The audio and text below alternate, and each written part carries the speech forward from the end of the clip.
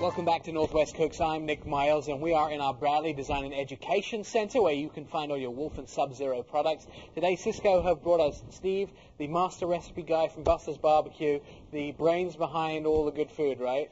Right. All right. He does have a brother, by the way, who's the other half, if you've ever seen the TV ads. But this is the guy responsible for the good flavors. Now, we have basted, we have cooked in a pit, and now you're going to show us how to slice your brisket. Correct. This is the brisket after it's done. First thing you want to do is you want to take your knife and always trim away from it. You want to take that outside layer of fat off, thusly, until you find where it separates. You can see the grains running this way on this piece. It's running the opposite here. After you do that, you take your knife and slowly kind of feel your way in until you find the separation point. Grab your fork. Slowly curl it back and just let your knife do the walking by itself, and it will naturally follow the separation. Depending on how much fat you want to take off, personally I like to leave this on. Right. You can basically start cutting this to slices that you want.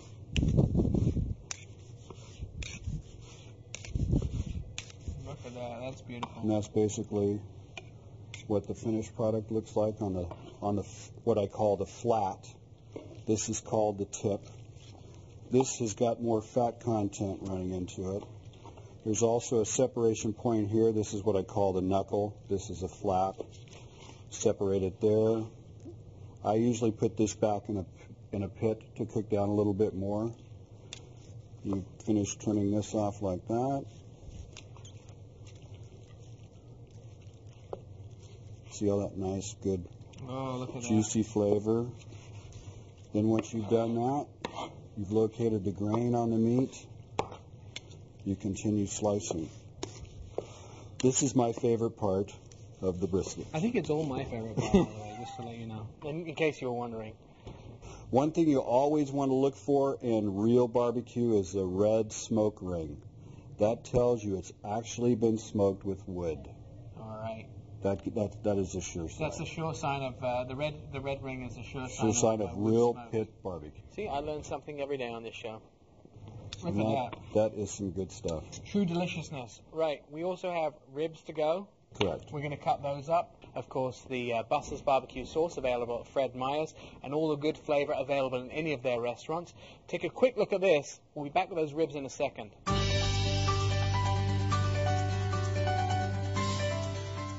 Welcome to our mixology segment. I'm here with Amy, and you're from the Westery Wine Company, and this is your very own Pinot Noir, right? That's right. I'm going to open up a bottle for you. So why is your Pinot Noir special?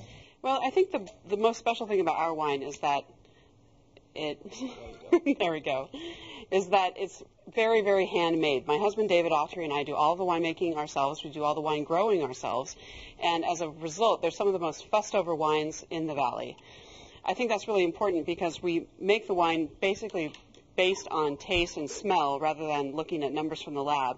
And we really let the vineyard direct us when we're deciding what to do in the winery. And we can do that lot by lot and sort of shepherd every little lot of fruit into wine as we go ahead and complete the process and then go to bottle. So it's a real expert, the expert nose and the expert palate that really allows you to decide how the wine is. Well, that's right, and believe me, if you've got a cold during harvest, you're very happy to have a partner to help you. And I think that's also the way when you go out and decide what I'm going to have for dinner tonight. It's always often good to go to the farmer's market and see what's available and then take what's there and put it together. And it's the same sort of principle. You smell it, you feel it. This is what we're going to do with it. This is how we're going to make it work.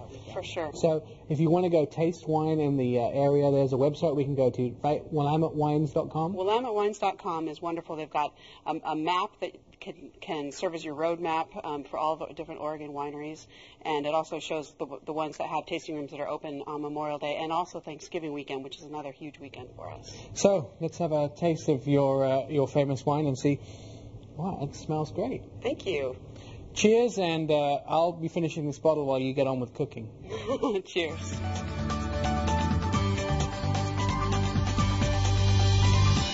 All right, so now we cut up our brisket, and here our ribs are all cooked. Right. We're gonna take a look at cutting those too. Right. We're going to cut these babies up and go ahead and put them on a plate. As you can see, I put sauce on this side of ribs. Some people like just dry rub. Some people like to go ahead and put some basting sauce on it. I do personally.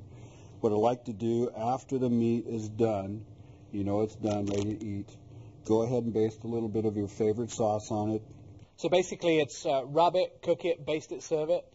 Yes, what you want to do is you want to go ahead and put your baste on there and let it cook for about another 10-15 minutes. Because there's sugar inside of the sauce. Sauce I know one of the caramelizes. ingredients now, you know. Aha, there's sugar in there. All right. So basically what I like to do with the baby backs is I just it just depends on if you want to cut them individually. Okay. We sometimes do notches like this, and then go ahead and cut a two-boner, or you can just go ahead and do individual units. Nice. And as you can see, there is pink. Nice. Because there's smoke.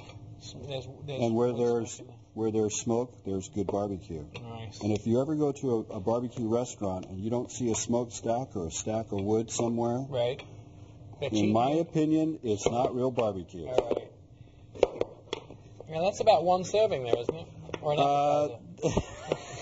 like I said, it depends on who you are. This would be a full rack that we serve at the restaurants. All right. We also have half racks. It's great stuff. We're going to get to try all this good stuff and talk a little bit more about where you can attempt to go and eat a little bit, but I'm likely to think you're going to eat a lot of the best barbecue in town. It's Buster's when Northwest Cooks returns.